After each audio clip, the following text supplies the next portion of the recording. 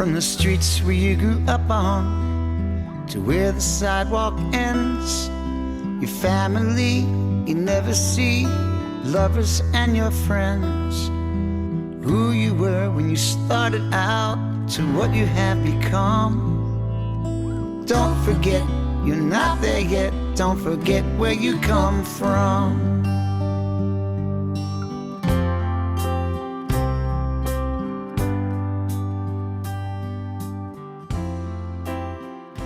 This is Lee and Roxanne Evison putting together a video for the family reunion in June of 2024. We're going to start looking back at Yoakum, the picture that you all know him by, probably when he was 90.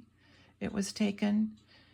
Let's take a look back and review some of the things that have been expertly written about in previous reunion booklets, but just to review.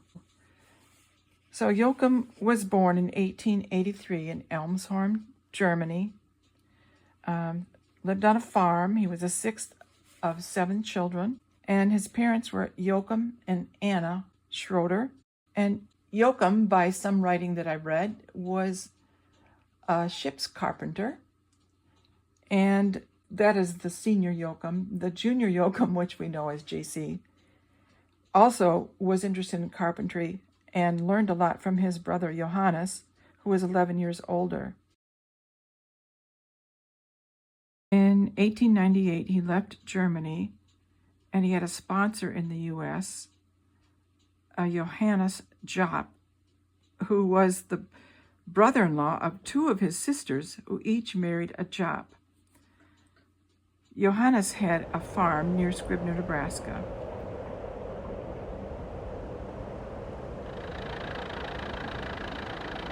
And he also practiced his carpentry skills as a builder, and he learned to read and write and speak English. And here, JC learned farm work.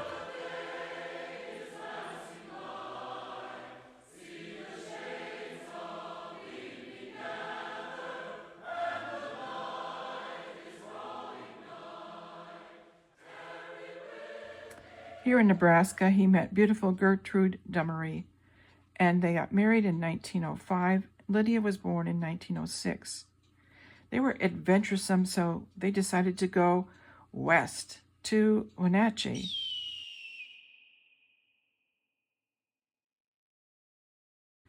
Here, Gertrude had some family. She also became quite ill, and she died in 1911. She's buried in Wenatchee. In 1913, Yoakum met Nina Green at a party while she was visiting T.D. Slauson in Wenatchee. In the meantime, Joe moved to San Francisco. They married on April 3, 1914, with permission granted from her parents, Samantha and Walter Green.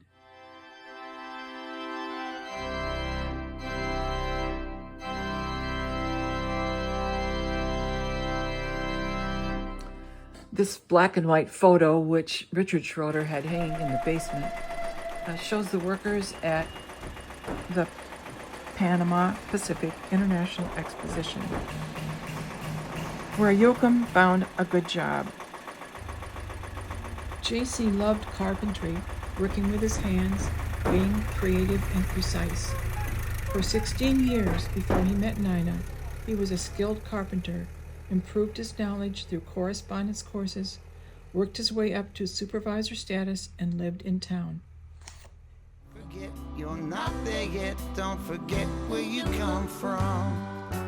Don't forget you're not there yet, don't forget where you come from. Where the wheat fields and the tall grass are growing, the delta where the tidal waters flowing, chilly winds are blowing. From the Great Lakes to the Great Divide, to the prairies, the painted deserts, the Big Apple, Big Easy, Big Sky Country, Coast, West Coast, to the land of the midnight sun. Don't forget you're not there yet. Don't forget where you come from. Don't forget you're not there yet. Don't forget where you come from. 1035 Geary Street, the location of Dad and Mom Schroeder, Joe and Nina, first residence here in San Francisco. They were married April 3rd, 1914, after Lydia and Mother debarked from the boat in Oakland, married with the Justice of Peace. Immediately came that same day to this apartment, which is now gone, and new buildings are put in the place. But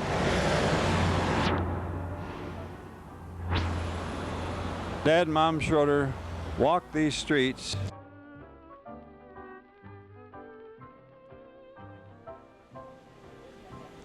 The ferry building at the old port of San Francisco, going right on up through the clock tower, building erected 1896, and Dad Schroeder worked on some remodel work in 1914. This is Walter talking, and in 1958 I visited here and was inside during working hours and viewed some of the cabinet work which he installed. Of course, it was of top quality and still in use at that date. 170th 6th Street, where Dad and Mom Schroeder moved for their second and final residence in San Francisco. See what it looks like. We're not sure which floor our parents lived on, but they left here in February of 1916, went by train through Texas, stopped to see the Farleys, and arrived in Michigan in time to set up housekeeping in the brick house and started farming there with the Greens in March of 1916. Continuing the Schroeder tour service, Walter is speaking here in the center of the famous Palace of Fine Arts, built as the centerpiece for the Pan American Exposition of 1915. Now, of particular interest to us is Dad Schroeder's work on these buildings. He was a journeyman carpenter at the time, did excellent work both on this building, which is the only one to survive, and on the Palace of Fine Arts, a tall, beautiful building which, with others, were destroyed following the exposition. When Richard, Lillian, and family brought Dad Schroeder through here in the summer of 1957, they stopped at this vista point of the bridge and took a picture of this exact section of the cable where it's placed right today. The bridge was built in 1937, and in May of this year, the 50th anniversary was celebrated. The bridge was closed for 8 hours while people walked both ways across Walter the bridge. Green and Samantha Phelps Green, Nina's parents, came out to visit them to ask Joe and Nina to move to Michigan to take over the farm, which was built by Samantha's father, William Phelps, in 1876. Walter was born in the brick house in 1916, and 2 years later, Richard came on the scene, born at the brick house.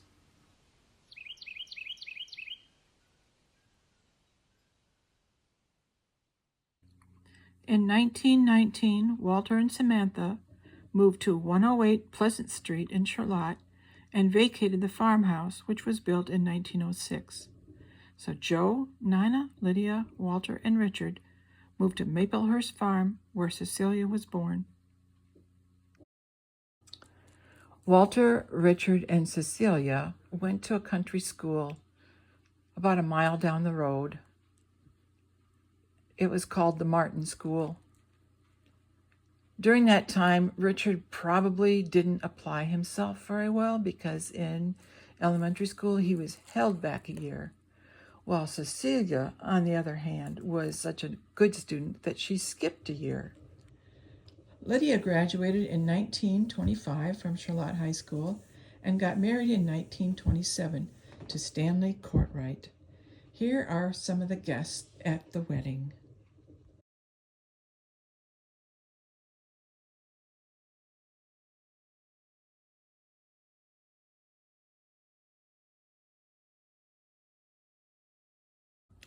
So in 1936, Richard and Cecilia both graduated from the public high school in Charlotte, where Walter graduated 3 years earlier. Grandpa always liked to go fishing. Here's a fishing trip up north with Richard, Walter, Grandpa, and Stanley Courtright, who married Lydia. This is taken from a booklet written by Richard Schroeder in 1975. You and Mother did a good job of keeping your plans a secret about the possibility of leaving the farm. It wasn't until Farmers' Week of February 1937 that I became aware of your plans. While attending Farmers' Week, you looked at houses in East Lansing, and in March, you had the sale at the farm.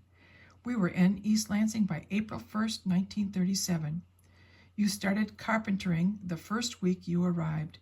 It then dawned on me that you were back at work at the profession of your true calling. Mother was under the impression that she would have an easier life in town, but this was not the case. Then, too, she left her heart in Chester Township.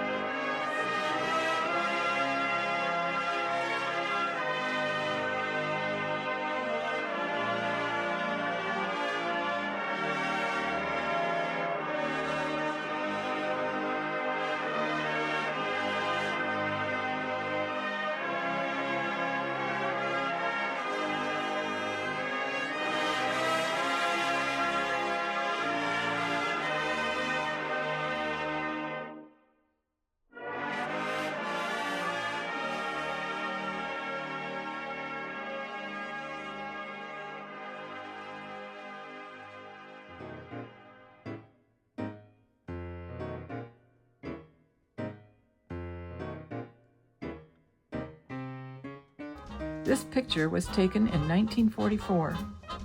In the back row is Lydia and Stan, Lillian, Richard holding Chris, JC, and Nina. Front row, Connie, Leora, Nancy, Walter, and Cecilia.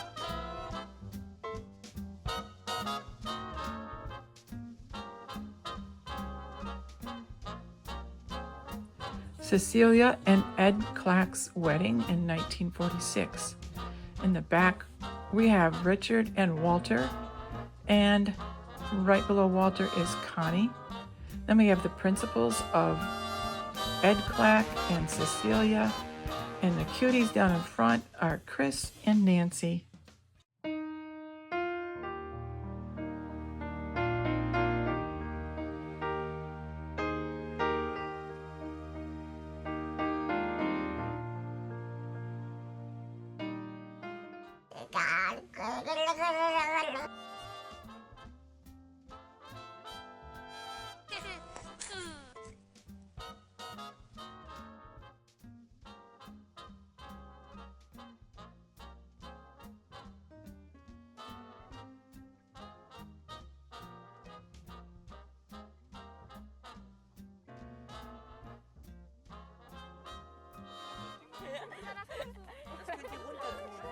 There's Chris there with JC and Stevie Joe, Connie, Roxanne, Susie, Walter, Stan, and in front is Nancy.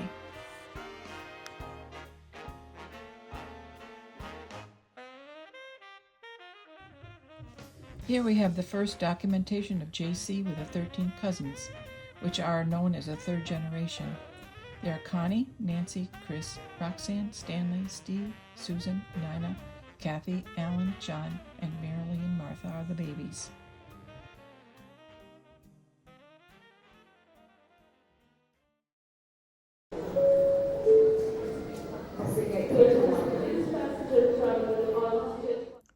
JC's trip to Germany in 1956 was the only time he returned to his family home. He was afraid he would not remember to speak German, but it came fluently to his lips as soon as he stepped off the plane in Frankfurt. It's the Clacks and the Richard Schroeders at the completion of the Mackinac Bridge in 1957. See the USA in your Chevrolet. America is asking you to call. Drive your Chevrolet. America's the greatest land of all. On a highway or a road along a levee. Performance is sweeter, nothing can beat her. Life is complete in a Chevy. So make a date today to see the USA and see it in your Chevrolet. Traveling east, traveling west, wherever you go, Chevy service. In 1957, as Walter told us earlier, Yoakum visited California, and we all went along for the ride.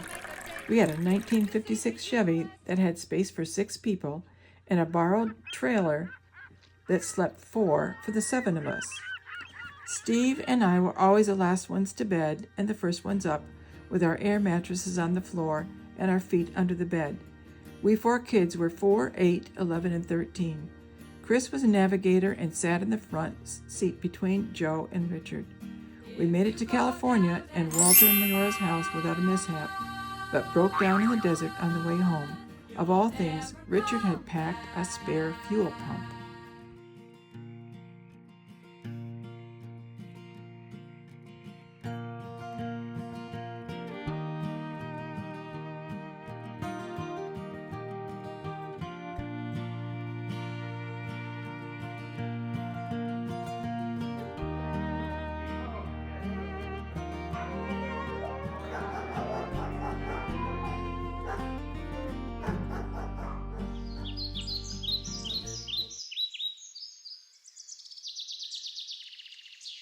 Like desperados waiting for a train.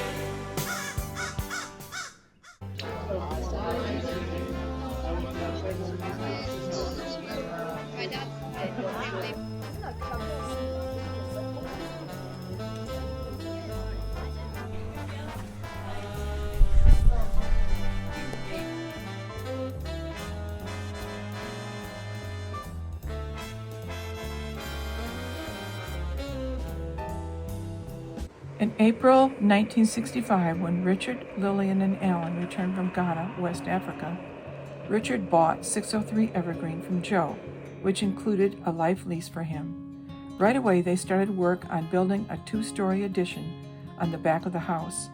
This addition, which also had a basement, included a bedroom and a bathroom on the main floor and a very large bedroom upstairs. Joe was 82 at the time, so a bathroom and bedroom on the main floor was to his advantage. Joe, Richard, and Chris worked on the addition to completion in August 1965. I also moved in that spring, and Chris was already there. So Joe had 4 extra people living with him, and some contention took place between my parents and Joe, as I read in Dad's diaries. Richard, Lillian, and Alan moved to Cassopolis in August. I stayed at 603 until school started in September and worked at Big Boy in East Lansing.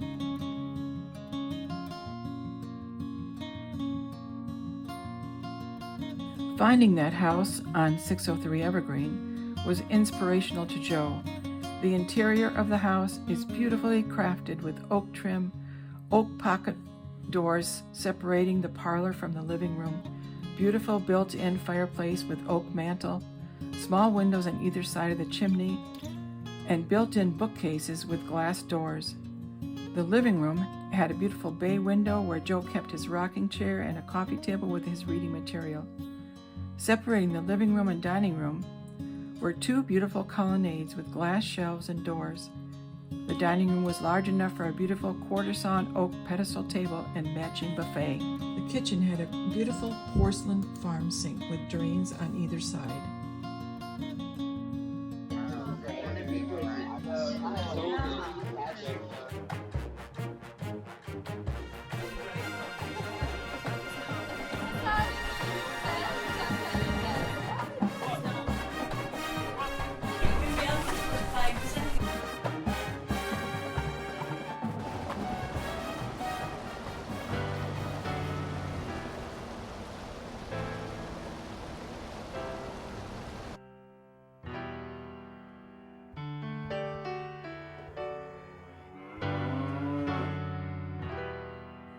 Steve lived at 603 Evergreen after his return from Vietnam in 1969. He and Connie got married that year, and cute little Jennifer came on the scene in July of 1970. She became the delight of Joe's life. Having this little one live in his house gave Joe many hours of entertainment. I am sure the two of them had a special bond.